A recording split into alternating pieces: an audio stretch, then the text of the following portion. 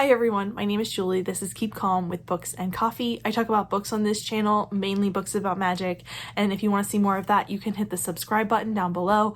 Today, we are going to be talking about my pile of possibilities and some recommendations for the Goddess Complex Readathon, and I can't wait to jump into this.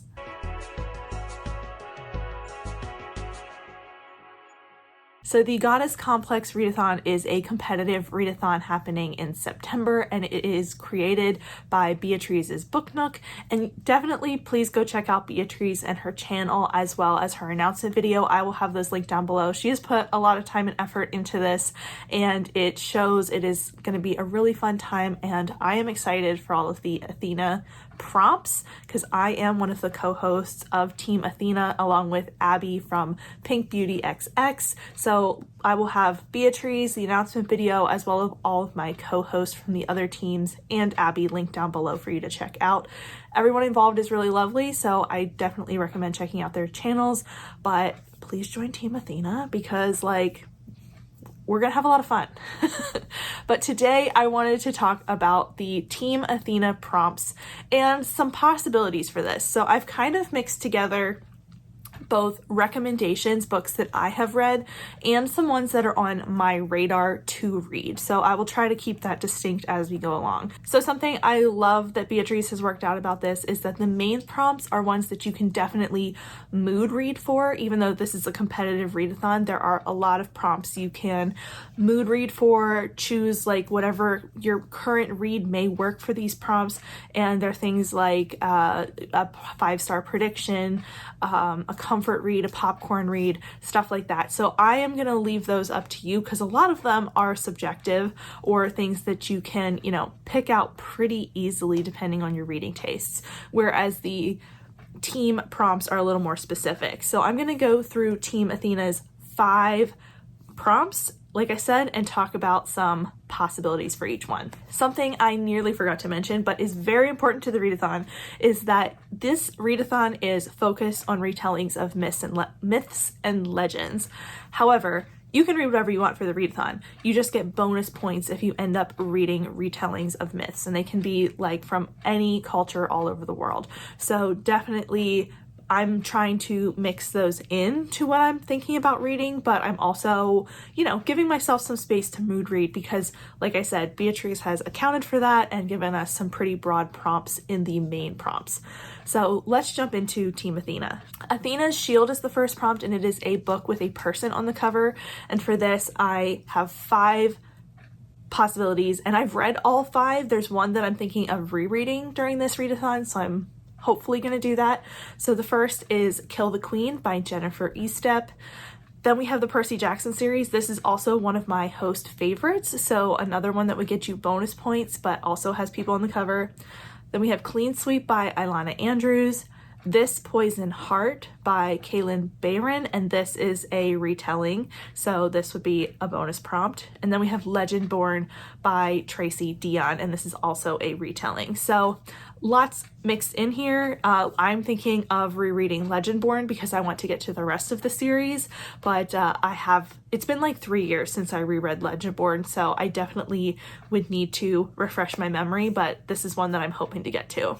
Then we have Spear, a book with a weapon on the cover, and this one was harder than I thought it was going to be, but still lots in here that I think will work for us. So for me, I have just 2 on my list that I have read, and then 3 that I have either on my physical TBR or on my Storygraph Goodreads TBR. So the 2 that I have read are Sabriel by Garth Nix and Bury Your Gaze by Chuck Tingle. So these are very different books. One is a fantasy and one is a horror, but they both have a weapon on the cover. Then I have Year of the Reaper, which I believe is a fantasy, The Atlas 6, which is dark academia, and Furyborn, which again I think is fantasy. I am a big fantasy reader, so that's where most of these recommendations are going to be focused.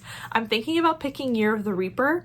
Not sure, but I'm thinking about doing Year of the Reaper because it's kind of a short standalone fantasy, and that seems like one that would be, great for September, and also try not to start all those too many more series, but I'll leave it up to you. Then we have Armor, a book depicting war, and I've read 4 out of the 5 of these, and I think the 5th one does, and that's the one I have on my sort of radar to read, but I'm not 100% sure. So like, this is sort of one that I'm choosing as my pile of possibilities, but it might have to count for something else. So the first one is A Fate Inked in Blood by Danielle L. Jensen. This is fantasy. The Unbroken by C.L. Clarke. Again, fantasy. This is How You Lose the Time War, which is sort of a sci-fi fantasy blend, and it is a different kind of war. If you're not into so many like battle scenes and stuff like that, I would suggest this is How You Lose the Time War, because this is more like the war is going on in the background, but both of these main characters are part of the war. They are like spies. So that's definitely something that's happening, but it's not as like on the battlefield. Then we have Iron Widow by Jiren J. Zhao, and I love this book, sci-fi fantasy blend. And then the one that I haven't read is A Tiger's Daughter by K. Arsenault Rivera. But I have started this book previously, like I have started it and not finished it. In my memory, we are in a war camp, but I could be wrong. So take that recommendation or possibility with a grain of salt. Next up is Olive Tree, a book that involves competition, and I have tried to mix in different levels of competition here. We're not all doing the Hunger Games. Even if you want to read the Hunger Games, that's absolutely fantastic. There's competition there, but I've tried to include levels from less cutthroat all the way up. So the first one I have here is A Sure Thing, and this involves a biking competition, so it's a little more casual, and this is a queer historical romance, so maybe not the fantasy route if you're looking for something else. Every time you hear that song, this is another contemporary that has a competition in it, but it is a like scavenger hunt competition, so again, little less cutthroat. Then we have the Scorpio races, and this is people riding magical seahorses and in a race, so competition there. We have Gideon the Ninth, which is, I don't know how to describe the competition in this one, but there is competition. Then we have The Familiar by Leigh Bardugo, and this is the one that I have on my pile of possibilities. I haven't read yet, so I don't know how involved the competition is, but I am excited to try it. The description leads me to believe there is a competition.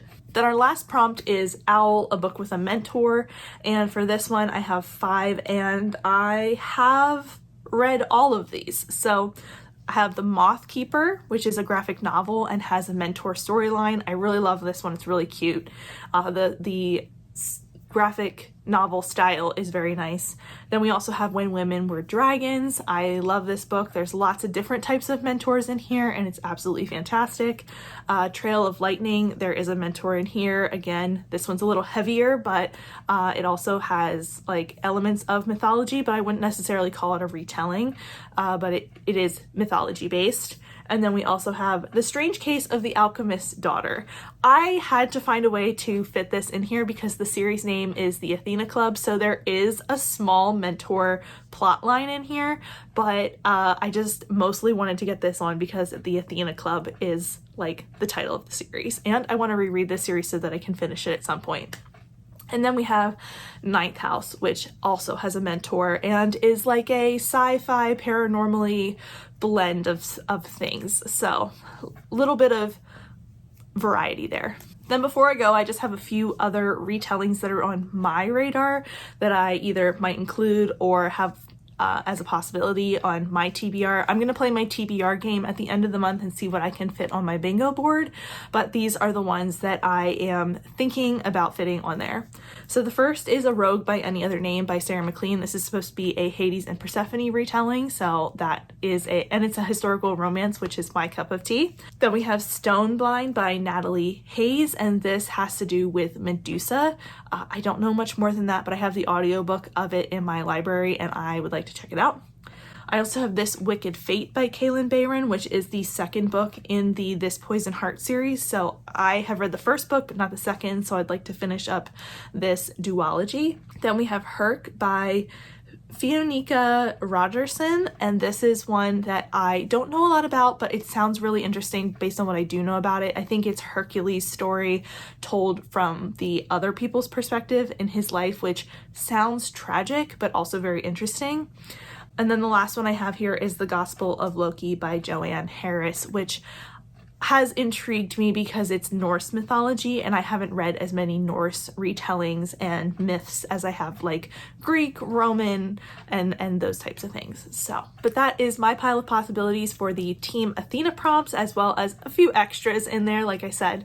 And as I said at the top, please check out Beatrice and her channel and the announcement and come join us on Team Athena for September. I really think, even though this is a team based competitive readathon, there is a lot of room here for doubling up as well as mood reading. So if you're going to be reading for a couple of readathons, I really do think you could either add this in pretty easily and, you know, come join us and have a good time. That is it for me today. Thank you so much for watching, and I will see you again next time. Bye!